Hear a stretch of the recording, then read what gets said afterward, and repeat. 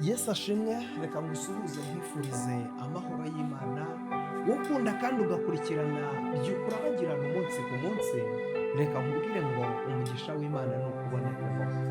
None turi ku wa gatandatu itariki ni 25 ukwezi ni kwa karindwi, umwaka ni 2026.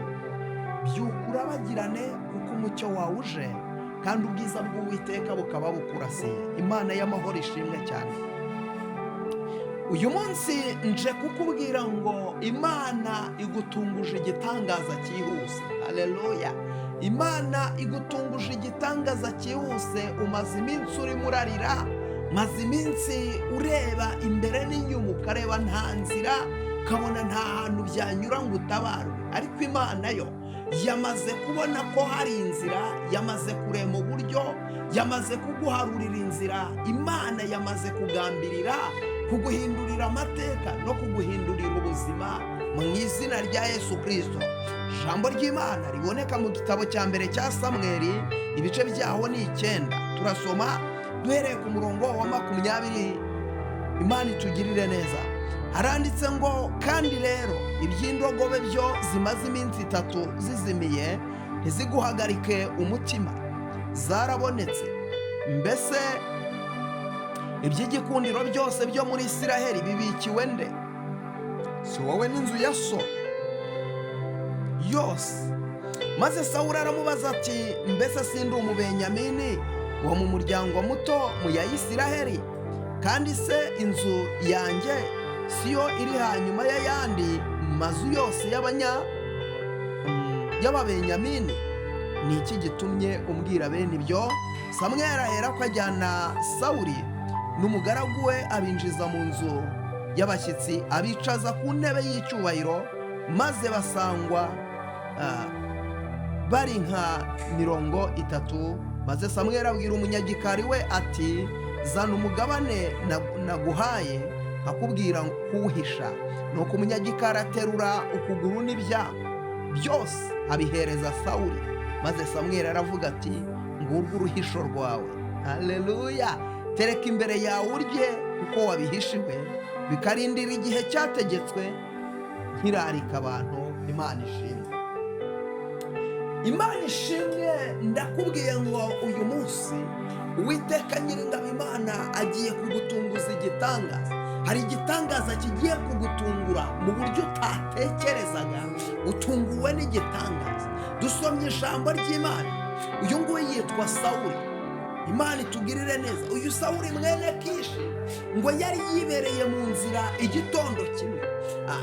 Yari yabyutse arimo yishakira indogobe za se, ngo zari zarazimiye. Ise aramutuma aramubwira ngo jya gushaka indogobe. Ariko ndagira ngo ngubwire ngo umugambi w'Imana urahambaye. Umugambi w'Imana ku buzima bw'umuntu ni ikintu urahambaye. Umva ngo Sawuli ntabwo yari azi iyo biva n'iyo bijya, ntabwo yari azi ngo biragenda gute, ariko ngo Imana irareba ngo ibona yatoranyije Sawuli mwene Kishi ngo abe umwami w'Abayisiraheli. Umva, uwo mwana utarigeze amenya ko azigera aba umwami, uwo mwana utarigeze amenya ko hari ikintu Imana igambirira kuri we, ngo atungurwa n'igitangaza umunsi umwe. Ngo arimo ashaka indogobe za se zazimiye, ngo aho ngaho ngo niwo yibwiye. Aravuga ngo we n'umugaragu we baravuga bati, ahari twashakishije indogobe twazibuze, ariko aho bigeze dukeneye bamenya, dukeneye umuntu ujya mu mwuka, dukeneye umuntu winjira mu isi y'umwuka akaturebera izi ndogobe zaba ziri hehe. Haleluya! Ngo barangije ngo bigira inama, baravuga ngo birakwiriye ko tujya kureba umugabo w'Imana, bakajya kureba umuhanuzi w'Imana Samweli. Haleluya! Ngo kuri ako kanunga ako ngako ngo hari umuhanuzi w'Imana witwa Samweli, niwe wari umuhanuzi w'Abayisiraheli muri icyo gihe. Haleluya! Aho rero ngo niho bamusanze. Niho rero dusomye ku murongo wa 20 ngo Samweli abwira Sawuli ati, kandi rero iby'indogobe byo zimaze iminsi 3 zizimiye, ntiziguhagarika umutima, zarabonetse. Haleluya! iby'indogobe zimaze iminsi 3 zizimiye. Nyumva neza, yewe unkurikiye, ibyawe bimaze iminsi byaranze, ibyawe bimaze iminsi byarafunzwe, ibyawe bimaze iminsi byarahambiriwe, ibyo ntibiguhagarika umutima. Akazi kawe kamaze iminsi karahagaze, ako ntikaguhagarika umutima. Urugo rwawe rumaze iminsi rurimo ibibazo, urwo ntiruguhagarika umutima. Umva icyo Imana ivuga. Haleluya! Imana ishimwe. Akazi kamaze iminsi karahagaze nikaguhagarika umutima. Fiyanse wawe umaze iminsi yaragiye, uwo ntaguhagarika umutima. Humura, hari icyo Imana ije kurema, hari icyo Imana ije gukora, hari icyo Imana ije gusobanura. Samweli abwira Sawuli, aramubwira ngo iby'indogobe zimaze iminsi 3 zizimiye, izo ntiziguhagarika umutima. Izo zarabonetse, izo ndogobe zarabonetse, izo ndogobe. Haleluya! Urumva, nicyo kintu yashakishaga, nicyo yaramaze iminsi yirukaho, ariko warangije arabwirwa ngo izo ntiziguhagarika umutima. Oh my God! Nawe ndagira ngo mvugane nawe uyu munsi muri iyi byuka urabagirane. Hari ibintu byari bimaze iminsi biguhagaritse umutima, ntibyongere kuguhagarika umutima. Imana yabikoze. Imana yumvishe gusenga kwawe, irangije iravuga ngo ndakurengeye. Imana yumvishe gusenga kwawe, irangije iravuga ngo ndagutabaye. Imana yumvishe gusenga kwawe, irangije iravuga ngo humura, ibyawe byakemutse mu izina rya Yesu. Haleluya! Amarira wari urimo urarira, Imana irayaguhojeje. Agahinda wari ufite, Imana irakakumaze. Ibyawe byari biguteye ubwoba byose, Imana iravuze ngo ntibyongere kugutera ubwoba. Imana irabikemuye, Imana irabirangije, kuko ari Imana ishobora byose. Ibyari biguteye ubwoba byose ntibyongere kugutera ubwoba. Byari biguhagaritse umutima byose ntibyongere kuguhagarika umutima. Iby'uburwayi bwari buguhangayikishije ntibwongere kuguhangayikisha. Imana irabukijije. Umva ariko. Haleluya! Hey! Ngo noneho Sawuli noneho bimucangira kimwe. Ngo noneho ngo Samweli aramubwira ati, mbese Imana amahoro itugirira neza, Imana itugirira neza. Mbese iby'igikundiro byose byo muri Isiraheli bibikiwe nde? Si wowe se n'inzu ya so yose? Umva ariko icyo kintu, iby'igikundiro byose byo muri Isiraheli bibikiwe nde? Ndagira ngo nkubwire ngo ntuwongere kwiheba, ntuwongere kumva uhangayitse umutima. Iby'igikundiro byose ni wowe Imana ibibikiye, ibyiza byose ni wowe Imana ibibikiye, amafaranga yose ari imbere Imana irayakubikiye, umugisha Imana irawukubikiye, iterambere Imana irarikubikiye. Haleluya! Ubutunzi Imana irabukubikiye. Imana y'amahoro ivuze.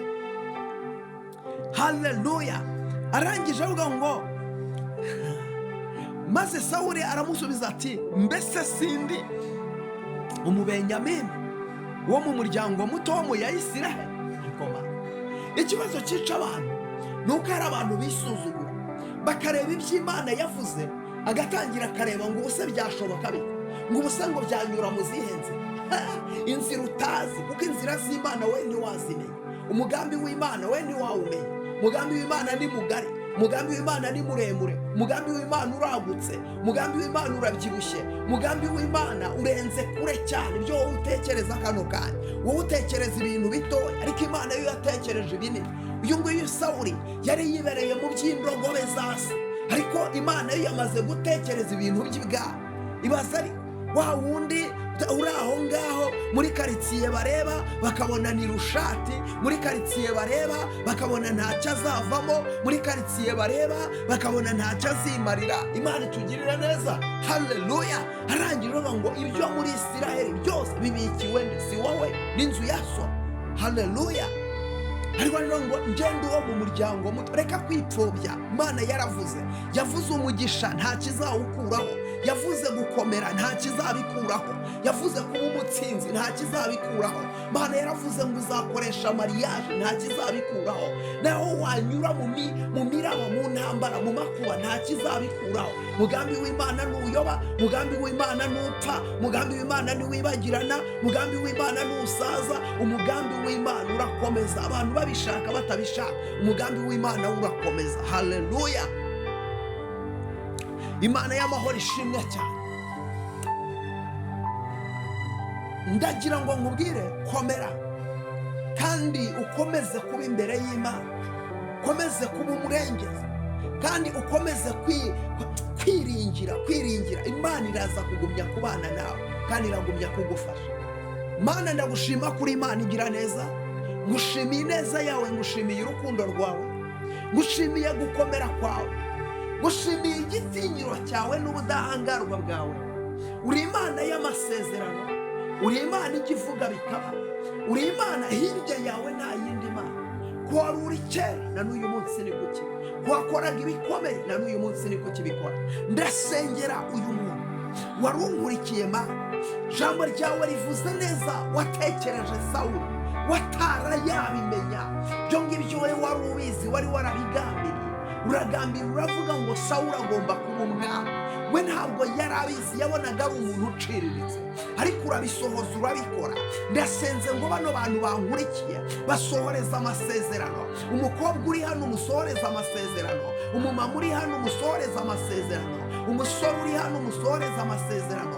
Inzira ze zifunguke, imiryango ye ifunguke, ibyo byapfuye bizuke mu izina rya Yesu. Urambura ikiganza ku buzima bw'umukobwa, urambura ikiganza ku buzima bw'umumama, urambura ikiganza ku buzima bw'umusore. Buri muntu wese umurikiye Mana, reka yakire igitangaza, reka yakire impinduka, reka yakire umunezero, reka yakire ibyishimo, reka yakire gukomera, kandi yakire guhindurirwa amateka. Urakoze Mana kuri Imana ibohoye abantu bawe, urakoze kuri Imana irengeye abantu bawe. Icyubahiro ni kibi cyawe, izina ryawe nirishimwe, izina ryawe nirishyirwe hejuru, nuhimbazwe niwamamare, ni mu izina ryawe ryera Yesu Kristo, amen. Shayaringa ijambo ry'Imana, ryoherereze byibura abantu 5. Ukibikora umugisha w'Imana ukubeho, ukibikora Imana isohoza umugambi wayo ku buzima bwawe. Kora subscribe niba utarayikora, kanda like, comment ni ingenzi. Umugisha w'Imana ukubeho, imbaraga n'imbabazi z'Imana bigumye kuboneka kuri wowe ibihe byose. Shalom, shalom.